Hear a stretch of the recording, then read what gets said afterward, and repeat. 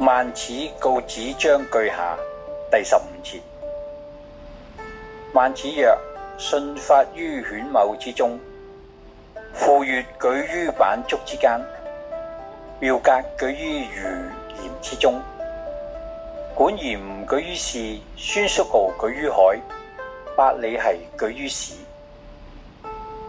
故天將降大任於斯人也，必先苦其心志，勞其筋骨，餓其體膚，空乏其身，行拂亂其所為，所以動心忍性，增益其所不能。人行過而後能改，困於心，行於慮而後作，精於色，發於聲而後喻。入則無法家忽視，出則無敵國外患者，各行亡。然後知生於憂患，而死於安樂也。